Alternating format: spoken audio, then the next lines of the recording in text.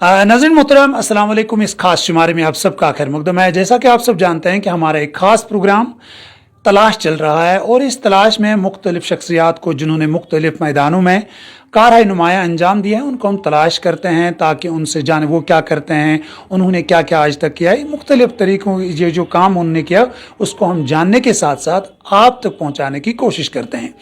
आज हम एक ऐसी शख्सियात से आपको मुलाकात कराएंगे। मुझे लगता है कि न सिर्फ त्राल बल्कि ज़िला पुलवामा के तमाम लोग उन्हें जानते हैं क्योंकि उन्होंने तालीम के मैदान में बहुत बड़ा काम किया है।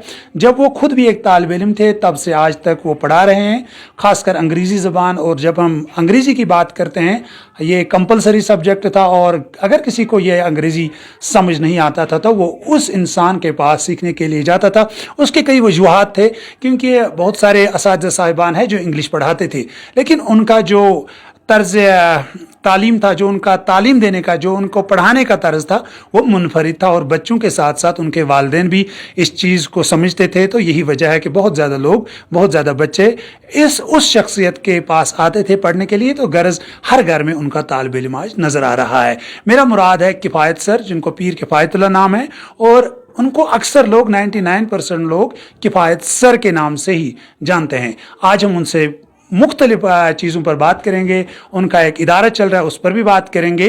तो सबसे पहले किफ़ायत साहब, आपका बहुत बहुत शुक्रिया, आपने वक्त दिया। Thank you. किफ़ायत साहब, हम ये जानने की कोशिश करेंगे आज का जो प्रोग्राम है, हम इसमें ये कोशिश जानने की करेंगे कि तकरीबन आपका ये जो एक्सपीरियंस है पढ़ाने की, कितनी एक्सपीरियंस है? मैं तो इस पेशे से लगभग 14-15 साल से डायरेक्टली मुंसलिक हूँ, क्योंकि मैंने छोटी लेवल से बड़ी लेवल तक बच्चों को पढ़ाया है। तो मैंने हायर सेकेंडरी या हाई स्कूल लेवल से स्टार्ट करके लगभग बीएड स्टूडेंट्स को पढ़ाया है, पीजी स्टूडेंट्स को पढ़ाया है और अभी भी मैं इसी काम में लगा हूँ और इंशाल्लाह कोशिश रहेगी कि मैं यही काम आगे भी बड़ी दिलचस्पी के साथ और लगन के साथ करूँ ताकि हमारी सोसाइटी को फ़ायदा हो और मेरा नाम भी रोशन हो और हमारी सोसाइटी का, हमारे समाज का और हमारे बच्चों का भी अपने अपने फील्ड्स में नाम रोशन हो। अगर हम बात करेंगे कि मैंने जैसे पहले ही कहा कि आपके बच्चे हर घर में मौजूद है, हमने देखा गरज कि आपका नाम हर घर में रोशन है। हम उम्मीद भी करेंगे और दुआ भी करेंगे आपका नाम कि बहुत ज़्यादा ऊंचा रहे, हमेशा रोशन रहे, क्योंकि उस्ताद कभी मरता नहीं है। उस्ताद का काम जो होता है वो हमेशा ज़िंदा रहता है, मौजूद रहता है। हम कुछ रोज़ से यहाँ पर हम सोशल मीडिया हम देख रहे हैं, आपके पास छोटे छोटे बच्चे आते हैं और बिग बैंग आपने एक इंस्टीट्यूट खोला है और उस इंस्टीट्यूट में हमने कुछ ऐसे छोटे बच्चों को देखा। एक बच्ची का इंटरव्यू चंद रोज़ पहले मैंने देखा, वो कह रही है उस इंटरव्यू में कि मैंने 25 दिन से इस इदारे में, बिग बैंग में मैं ज़ैर तालीम हूँ। तो पहले हम ये जानना चाहेंगे कि ये बिग बैंग जो है इसका क्या मकसद था? आपने यहाँ पर शुरुआत किया, बहुत सारे इंस्टीट्यूट से आजकल, बिग बैंग और इसके मकासद क्या है? हाँ, बिग बैंग फाउंडेशन जो है इसका नाम हमने रखा है और बिग बैंग फाउंडेशन का मकसद है कि जो यहाँ जो अपना इलाका हमारा है, इलाके त्राल जो है, यहाँ पे जो तालीमी सरगर्मियाँ जो हैं वो खाली स्कूलों तक ही महदूद हैं या सिलेबस तक ही महदूद हैं, लेकिन सिलेबस से कोई भी बच्चा आगे जा नहीं पाता है, उसको लिमिटेड रहना पड़ता है। और कल जो कॉम्पिटिटिव एग्जाम्स है उनके लिए प्रिपेयर होना है, या एक बच्चा जो है उसको सिलेबस के ज़रिए से स्कूल में तैयार करके फिर उसको एग्जाम में बैठता है वो, और लेकिन जो हकीकत में उसको जो लाइफ के लिए प्रिपेयर होना है या जो लाइफ स्किल्स होते हैं जिसमें बहुत सारी टेक्निकल स्किल्स होते हैं, जैसे मतलब लैंग्वेज स्किल्स होती हैं या नॉलेज स्किल्स होती हैं, बाकी चीज़ें होती हैं, तो उसमें वो कुछ अलग सा जो हटकर करे। और दूसरी जो तालीमी सरगर्मियाँ जो होती हैं कि जो स्कूल से कुछ अलग हैं, सिलेबस से कुछ बहुत कुछ आगे है, क्योंकि आगे जाने के लिए सिलेबस मुझे नहीं लग रहा कि काफ़ी नहीं होता है, बल्कि इसके लिए कुछ और भी आगे करना होता है। तो मेरे ख्याल से कि बिग बैंग फाउंडेशन का यही मकसद है कि हम तालीमी सरगर्मियों को थोड़ा सा एक मॉडल के तौर पर प्रेजेंट करें, और बिग बैंग फाउंडेशन का यही मकसद है कि हम खाली जो एक एकेडमिक सिलेबस जो होता है इसके अलावा हम दूसरे भी कुछ एक्टिविटीज़ यहाँ पे करें, ताकि हमारे इलाके में जो एजुकेशन का जो एक दायरा महदूद है, एक उतना वसी नहीं है जैसा कि बाकी हम जो डिस्ट्रिक्ट्स हैं या सब डिस्ट्रिक्ट्स हैं वहाँ पे है, लेकिन इलाके त्राल में ऐसा कुछ नहीं हो रहा है। तो बिग बैंग फाउंडेशन का यही मकसद है कि हम कुछ हटकर करें और इस तालीम के फील्ड में कुछ खास कंट्रीब्यूशन हम दे दें अपनी सोसाइटी को। सही बात है। हमने भी देखा कि कुछ बच्चे मुख्तलिफ फील्डों में, मुख्तलिफ सब्जेक्ट्स में बहुत ज़्यादा है, लेकिन मौजूदा दौर में अगर हम बात करेंगे इंग्लिश ज़ुबान को, अंग्रेज़ी ज़ुबान को सीखने की बहुत ज़्यादा ज़रूरत है। ख़ासकर जो हमने देखा जो छोटी उम्र के बच्चे जो आपके पास है, मुझे लगता है जब वो आगे आगे चलेंगे तो वो इस फील्ड में और ज़्यादा तरक्की करेंगे और ज़्यादा महारत उनके पास होंगी। तो बहुत सारे वालिदैन का ख्वाब है कि उनके, हर किसी वालिदैन का, एक बहुत का नहीं, है कि उनका बच्चा बाकी सब्जेक्ट्स के साथ साथ इंग्लिश फ्लुएंट अंदाज में बोले, क्योंकि इंग्लिश इस वक्त इंटरनेशनल लैंग्वेज है। अगर हम किसी भी जगह दफ्तर में जाते हैं वगैरह, वहाँ पे भी हमें अंग्रेज़ी ज़ुबान का इस्तेमाल करना पड़ता है। तो अगर कोई इंसान, कोई वालिद, कोई भी इंसान इस इदारे में बच्चे को दाखिल करना चाहता है, सबसे पहले हमें बताएं कि उम्र का क्या रखा है और कितना टाइम ये सीख पाएगा ये लैंग्वेज। हाँ, देखिए ये जो हमने नया कोर्स जिसकी आप बात कर रहे हैं कि जिसके वो बच्चे सोशल मीडिया वगैरह पे आते हैं, ये हमने एक अलग सा कोर्स स्टार्ट किया था, नॉलेज बूस्टर कोर्स। हाँ, इसमें हम इंग्लिश लैंग्वेज कराते हैं, कुछ मैथमेटिकल ट्रिक सिखाते हैं इनको, और इसके अलावा कुछ स्पेशल नॉलेज देते हैं ताकि वो कुछ थोड़ा सा एक्सेप्शनल बने, थोड़ा सा डिफरेंट बने। तो इस सिलसिले में कि जो मैं कहूँगा कि जहाँ तक हमारे इंग्लिश लैंग्वेज की आपने बात की, तो मेरे ख्याल से इंग्लिश लैंग्वेज जो है बेसिकली अगर हम देखें तो हर एक के लिए ज़रूरी है, चाहे वो कल टीचर बने ना बने, या चाहे वो किसी फील्ड में भी जाए। लेकिन मुझे लग रहा है कि इंग्लिश का हर एक फील्ड में अपना एक खास मुकाम है और अपना खास एक रोल है, और लाइफ मुझे लग रहा है कि इनकम्प्लीट है कि विदाउट दिस लैंग्वेज। मगर लेकिन हकीकत में देखा जाए तो हमें लगता है कि हम कश्मीरी जानते हैं, हम उर्दू जानते हैं, लेकिन हकीकत अगर देखें तो फिर ना हम कश्मीरी जानते हैं ना हम उर्दू जानते हैं। अगर हम जानते हैं तो खाली इंग्लिश जानते हैं। लेकिन जब बोलने की बात आती है, इसमें एक्सप्रेस करने की बात आती है, इसको अंडरस्टैंड करने की बात आती है, तो वहां पे हम we got a very sorry figure कि कोई बच्चा जो होता है वो ग्रेजुएशन करता है, 17-18 साल तक वो पढ़ता है, लेकिन फिर जब उसको ग्रेजुएशन करने के बाद उसको कुछ एक पैराग्राफ लिखना होता है या कुछ 10 मिनट के लिए बोलना पड़ता है, तो वो बोल नहीं पाता है। तो मामला सिर्फ ये है, ये प्रॉब्लम उतनी बड़ी नहीं है, प्रॉब्लम बहुत छोटी है, लेकिन हमने इसको बड़ा मसला बना दिया है कि हमने इसको मतलब गलत तरीके से जो हमारा अप्रोच है इस लैंग्वेज को अप्रोच करने का, वो सरासर गलत है। क्योंकि अगर हम इसका अप्रोच सही करेंगे तो मुझे नहीं लग रहा है कि इस लैंग्वेज को हम 20-25 दिन या क्या हुआ कि 1-1.5 महीने तक मैक्सिमम टाइम में हम इसको सीख सकते हैं। तो अगर इस सिलसिले में, क्योंकि बिग बैंग फाउंडेशन का सबसे पहला ये भी मुकाम है, क्योंकि हमारे बच्चे जो हैं वो इंग्लिश की नॉलेज रखते हैं, मगर लेकिन जो कम्युनिकेशन स्किल्स हमारे इलाके की हैं वो बहुत कमजोर हैं।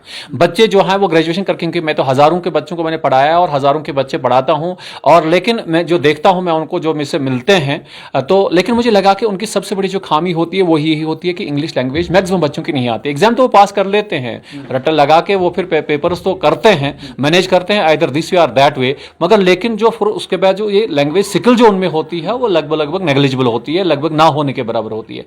तो लेकिन अगर ये मामला इतना आसान है कि इसको हम 1-1.5 महीने में ही सीख सकते हैं, कि अगर सही अप्रोच हम करें, तो यहाँ पे हम कुछ टेक्निक इसका इस्तेमाल करके, कुछ स्किल्स का, कुछ मेथड्स का इस्तेमाल करके, जो कि दूसरे टीचर शायद नहीं जानते भी हैं, नहीं भी करते हैं, तो मुझे लग रहा है कि उन टेक्निक्स का इस्तेमाल करके और साइंटिफिक अप्रोच इसमें अप्लाई करके हम इस लैंग्वेज को बस 1-1.5 महीने में ही एक बच्चे को सिखा पाते हैं, और अच्छे से बच्चा सीख भी पाता है। अगर हम एक बच्चे को यहाँ पर एडमिट करेंगे, एडमिशन देंगे उसको, क्या आप गारंटी के साथ कह सकते हैं कि वो 20 दिनों 25 दिनों में इंग्लिश सीख पाएगा 1 महीने में? डेफिनेटली गारंटी के साथ, क्या मैं 100% उसको मतलब एश्योर करता हूँ, 100% गारंटी करता हूँ कि वो 1-1.5 महीने में, मैक्सिमम में टाइम कह रहा हूँ कि मैक्सिमम, लेकिन अगर बच्चा थोड़ा सा कैपेबल हो, हार्ड वर्कर हो, तो I don't think it will take me more than 1 month to make him capable to be a good speaker of English. Just within 1.5 month I think is sufficient, और 3 महीनों में तो लगभग ये complete हो जाता है, बच्चा अच्छे से बोल पाता है। बेहतर है, अच्छा है। लेकिन हम ये भी, और हमारे नाजरीन ये भी जानना चाहेंगे, ज़रूर पूछेंगे वो ये सवाल कि उम्र क्या है इसमें। अगर इस इदारे में, बिग बैंग जो दिवर रोड बस स्टैंड त्राल के करीब वाक़ा है, सब लोगों को पता है इस इदारे के बारे में, क्योंकि यहाँ पर पहले यहाँ कोचिंग सेंटर हुआ करता था।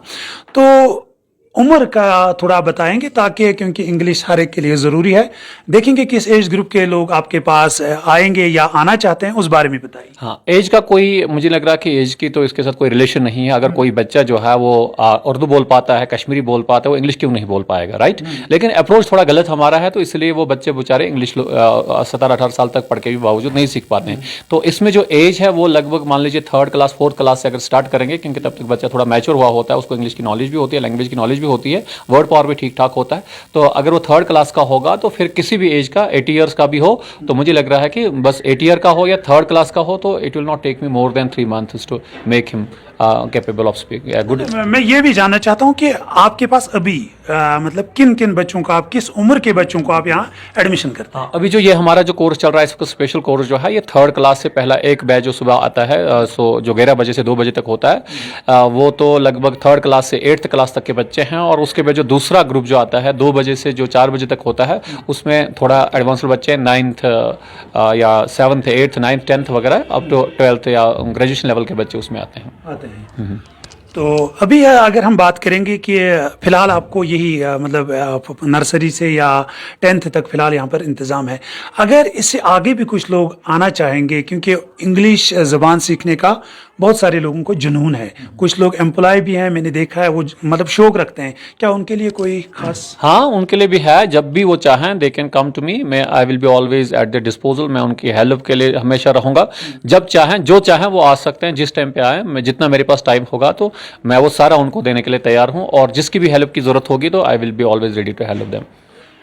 तो अगर हम इस बिग बैंग की बात करेंगे, क्योंकि आपका इस वक्त यही ज़्यादा चल रहा है, जैसा हमने देखा है हाल ही में आपका दूरदर्शन पे एक रेडियो इंटरव्यू भी हमने देखा है टीवी पर, तो उससे भी बहुत ज़्यादा उसके कमेंट्स पढ़कर हमने, क्योंकि उससे हमें ये भी अंदाज़ा होता है कि आपने कितने लोगों को पढ़ाया है, क्योंकि कुछ लोग उनमें बड़े ओहदों पर फाइज है। हम ये ज़रूर अपने नाजरीन को बताना चाहेंगे कि किफ़ायत सर ने सिर्फ बच्चों को नहीं पढ़ाया, बल्कि कुछ लोग गेस्टेड ऑफिसर्स भी हैं इस वक्त। हमने कमेंट्स कुछ दिन पहले पढ़े थे इनके।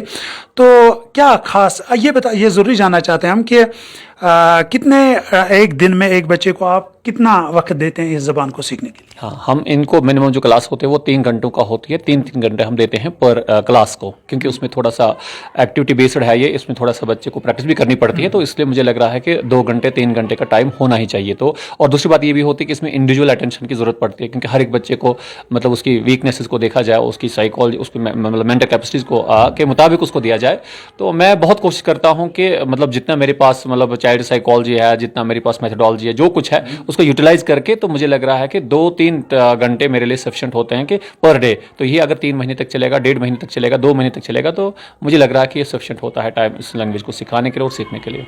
नाज़रीन मोहतरम, अभी सरमाई तातीलात चल रही हैं, आपके बच्चे भी आपके घर में हैं, क्योंकि मार्च में इम्तहानात हैं मुख्तलिफ जमातों के, मुख्तलिफ क्लासेस के।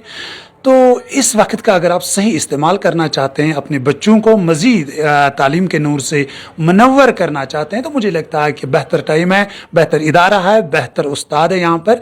तो अभी जो जिन लोगों को अभी आज तक इस इंटरव्यू तक आपके बारे में पता नहीं, इस प्रोग्राम के बारे में पता नहीं है, तो पूरी तौर अभी कुछ वैकेंसीज या एडमिशन का प्रोसेस अभी जारी है, कब तक वो एडमिशन कर सकते हैं, क्या प्रोसीजर है एडमिशन का, क्या फीस है एडमिशन का, वो भी बता दीजिए। हाँ, जो इसके लिए फ़ी है, मैं पहले एक चीज़ बताऊंगा कि मेरा जो है किफ़ायत सर जो है ये ऑफलाइन भी अवेलेबल है यहाँ पे जो अपने बिग बैंग फाउंडेशन पे, और दूसरा मैं हूँ ऑनलाइन भी अवेलेबल। ठीक है, कि उसमें जो है गूगल जो होता है, ये जो होता है क्या उसको बोलते हैं, प्ले स्टोर जो होता है, तो उसमें से आप मेरी ऐप जो है वो डाउनलोड करके फिर उसमें मेरे साथ ऑनलाइन भी जुड़ सकते हैं। वन थिंग, किफ़ायत सर, हाँ, तो फिर उसमें उसका किफ़ायत सर ही नाम है उस ऐप का।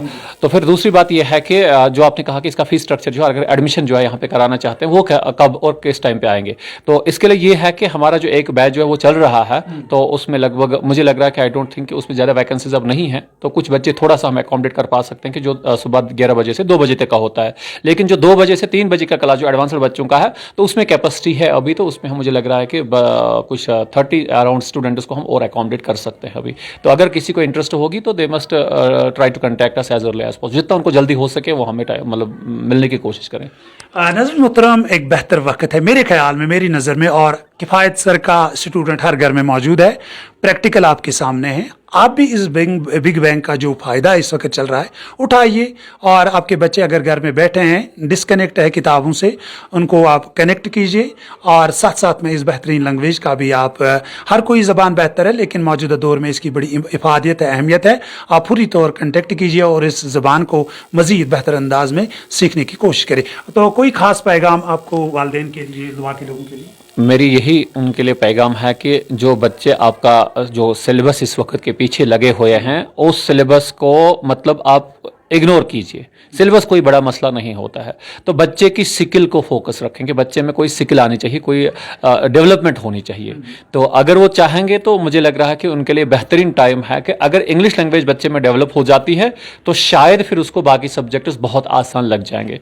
तो बेहतरीन है कि ये वक्त तो अभी फ्री टाइम है, क्योंकि मार्च सेशन है अब, तो अभी जो बाकी सिलेबस लगभग ऑलमोस्ट स्कूल वालों ने कंप्लीट किया है, तो विंटर वैकेशंस का टाइम अगर वो, मुझे लग रहा है कि इस और दें इंग्लिश लैंग्वेज को डेवलप करने के लिए, तो ये मुझे लग रहा है कि उनके लिए एक गोल्डन अपॉर्चुनिटी होगी, और उनको करना चाहिए कि उनको अपने बच्चों को एज अर्ली एज पॉसिबल, अगर वो चाहते हैं, इस फ़ायदा उठाना चाहते हैं, तो उनको आना चाहिए और अपने बच्चे का यहाँ पे दाखिला कराना चाहिए। चलो, आपने टाइम दिया, बहुत बहुत शुक्रिया। आप मसरूफ़ थे, उसके बावजूद भी आपका शुक्रिया। आपका भी बहुत बहुत शुक्रिया। जिसने रास्ते में मुझको ठोकर लगाई बार बार, जिसने रास्ते में ठोकर लगाई मुझको बार बार, मेरा गिर के संभलने का वही पत्थर राज था।